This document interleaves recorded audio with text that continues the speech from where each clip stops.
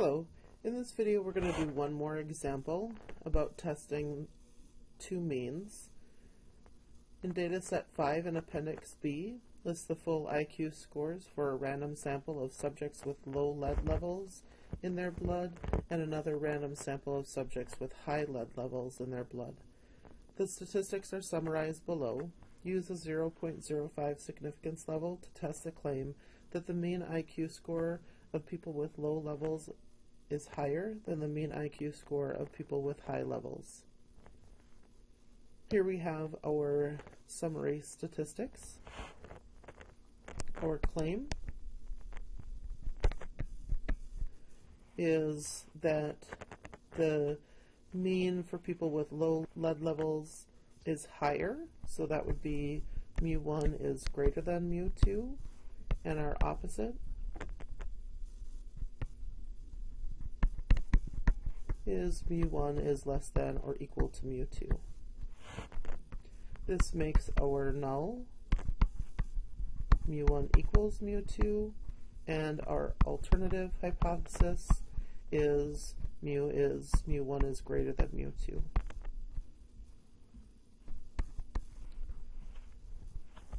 Alpha for this is 0.05. The degrees of freedom, we have n equals 78 and n equals 21, so we're going to use the smaller of the two. It gives us the degrees of freedom of 20. And so now we can find our critical values. We have 20 for our degrees of freedom. We have alpha is 0.05, and we're doing a right-tailed test. So here is our t-table. We want 0.05 in one tail, so we're going to be using this fourth column over. And we have 20 degrees of freedom. So here's the row for 20 degrees of freedom, and so that gives us a test statistic of 1.725.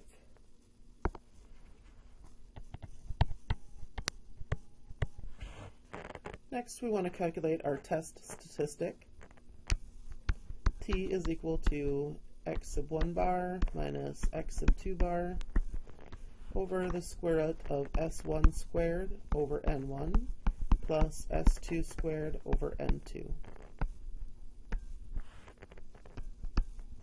In the numerator, we'll have 92.88462 minus 86.90476, and in the denominator, square root of 15.34451 squared over 78 plus 8.988352 squared divided by 21.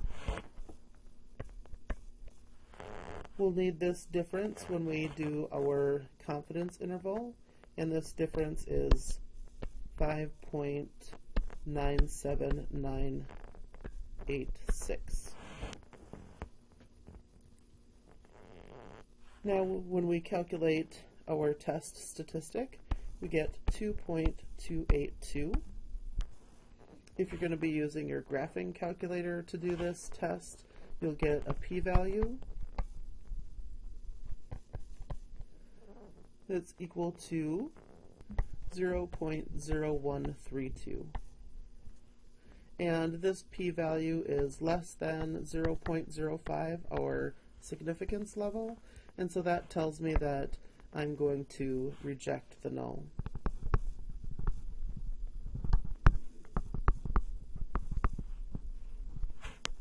Putting our test statistic and critical value on our graph, our test statistic is 2.282.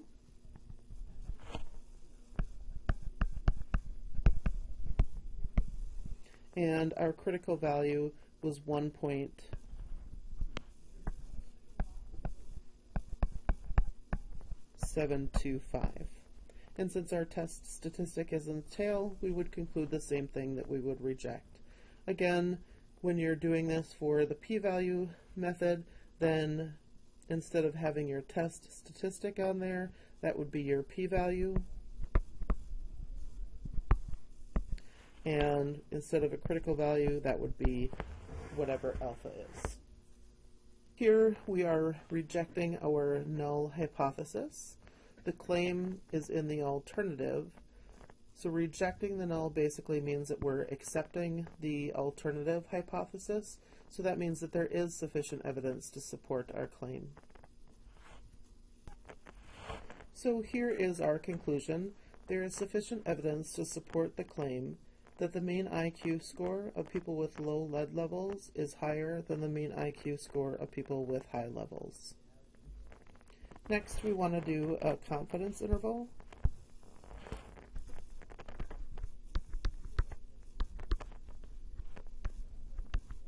The error formula is T sub alpha over 2 times the square root of S1 squared over N1 plus S2 squared over N2. Always, again, use the critical value from the hypothesis test above. So that's 1.725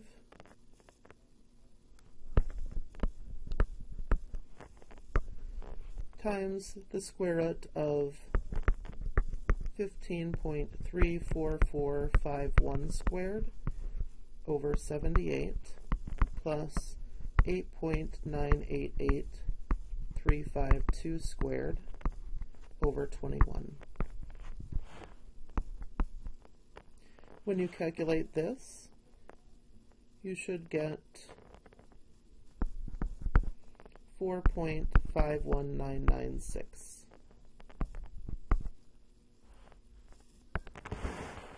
The difference from the numerator above was 5.97986. And so we're going to subtract our error, 4.51996. This gives us 1.4599.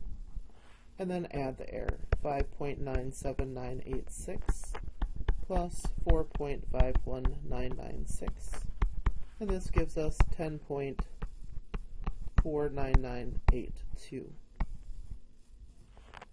So our confidence interval is 1.4599 up to 10.49982. Again, just watch how many decimal places my stat lab wants you to put in. From your calculator, you would get a confidence interval of 1.5959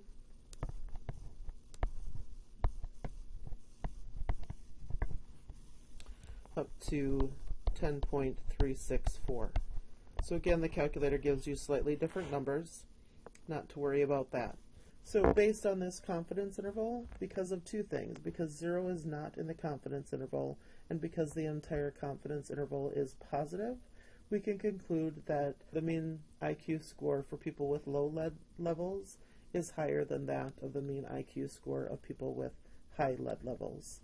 That's it for this video. I hope you're having a wonderful day.